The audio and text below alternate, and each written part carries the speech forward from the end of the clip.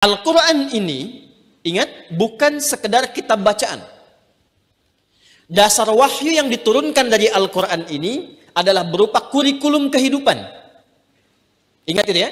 Jadi Al-Quran ini bukan sekedar bacaan. Betul kalau kita baca ada pahalanya. Tapi membaca itu adalah gerbang yang mengantarkan pada pemahaman. Apa yang diinginkan dari kita mampu baca Quran itu? Bukan sekedar lancar baca, supaya tahu isinya. Nah, di dalam Quran itu dari Al-Fatihah sampai dengan An-Nas, itu isinya kurikulum kehidupan yang mengantarkan pada kebahagiaan di 3 alam. Dunia, alam kubur, sampai dengan akhirat.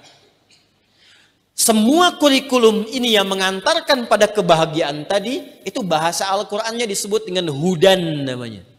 Apa namanya? Hudan. Nah, semua nabi dan rasul yang bertugas di bumi, itu mendapatkan hudan ini. Cuma nanti setiap eranya namanya beda-beda. Sejak Nabi Adam turun pun sudah ada hudan ini. Ya, nanti kita kan masih ayat 23 kan? Nanti saat masuk ayat 38 itu kisahnya Nabi Adam turun ke bumi. Apakah turun begitu saja? Tidak. Qul nahbitu minha jami'a fa imma ya'tiyannakum minni hudan. Faman tabi'a hudaya fala khaufun 'alaihim wala hum yahzanun. Itu konsep dasarnya. Kata Allah, aku menginginkan semua hambaku yang berkehidupan di bumi ini semuanya harus bahagia, harus senang dan tenang. Saya sering katakan dari dulu, konsep dasar berkehidupan di muka bumi ini semuanya tenang dan senang. Jadi di rumah tangga itu menyenangkan, di pekerjaan itu menenangkan. Dasarnya begitu. Nah, kalau ingin dapatkan itu, buka kurikulumnya, hudannya. Di era Nabi Adam sudah ada. Nabi Nuh sudah ada, Ibrahim sudah ada, bentuknya sohof, sohofi Ibrahim wa Musa, kan? Di era Nabi Musa ada, disebut dengan Taurah namanya. Di era Nabi Isa ada, disebut dengan Injil namanya. Di era Nabi Daud ada, disebut dengan apa?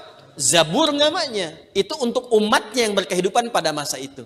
Di era Nabi Muhammad, sampai akhir kehidupan, sampai akhir zaman, maka hudannya disebut dengan Al-Quran. Jadi Al-Quran ini itu pedoman hidup. Mahal itu. Kalau kita sudah pahami isinya dan kita bawa dan praktekkan dalam kehidupan, itu yang dijamin langsung oleh Allah pencipta kita akan merubah kehidupan kita lebih dekat dengan kebahagiaan dan ketentraman.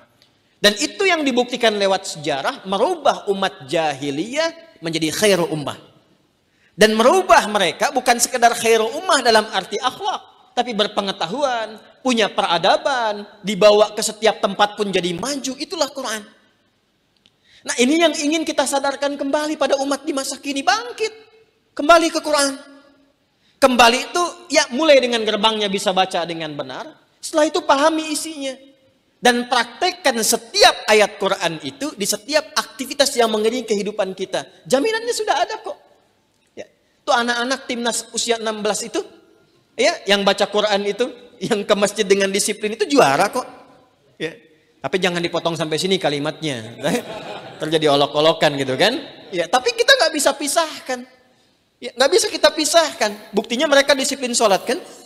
Menghafal Quran juga kan. Baca Quran juga kan. Artinya apa? Baru baca ada jadi juara.